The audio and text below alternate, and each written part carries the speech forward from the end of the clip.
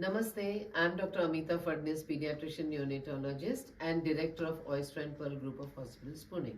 So continuing with our Aarogya Katta or this apan bhano health conversations in English or health talks. We are again here with Dr. Neeraj Rayate, renowned laparoscopic surgeon.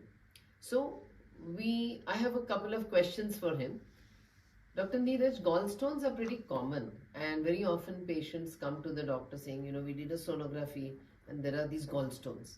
So when do gallstones become important? Are all gallstones important or can some gallstones be laid to rest saying that we can address it later? Thank you so much for this opportunity, madam. This is a very, very hot topic. And because of our lifestyle, a lot of sonographies show a picture of fatty liver and gallstones. Yes, absolutely. So when we do a sonography, what we really see in gallstones is the size of the stones, the number of the stones. And third most important thing is whether the patient is symptomatic for gallstones or not. Many a times when we do a sonography and we find a report of gallstones, we call or label these stones as asymptomatic gallstone disease.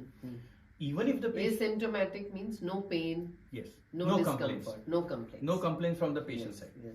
So even if the patient has no complaints because of the gallstones, but if the size of the stone is large, which is as per the guidelines more than 8 millimeter, or if the number of stones are many, multiple stones, then we have to consider surgical treatment. But if the size of the stone is small, less than 8 millimeter, if the number is few, or if it's like a gravel, they can be very well treated by medical management and they may not need surgery. Great. And what are the surgical solutions for gallbladder stones? So earlier for all gallstones, the only option was to do a surgery by conventional open method. These days, all these gallstones are treated very well with laparoscopy, which is a minimal access surgery. The biggest advantage is when we plan a surgery for gallbladder, the risk benefit is far more skewed towards the surgery.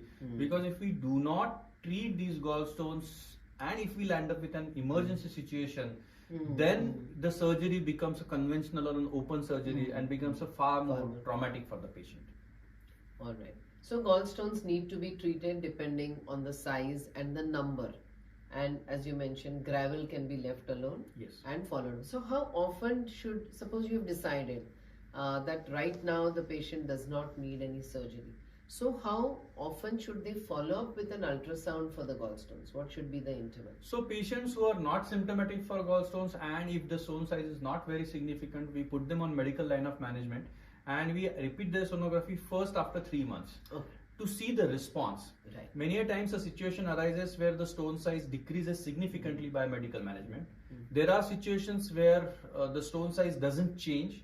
So we continue with the medical line of management. But if the stone size is increasing, that's a sign that probably that gallbladder is not really effectively functioning or throwing or dissolving those stones.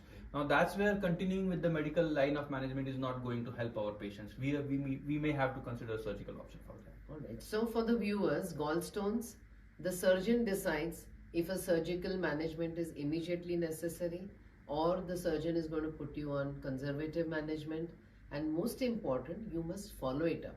Don't let an emergency arise which can create a more complicated surgery. And on the same note, if any of you feel that we should talk about certain health topics which are important for you, please feel free to give us a feedback and we will take it up. Thank you very much. Thank you.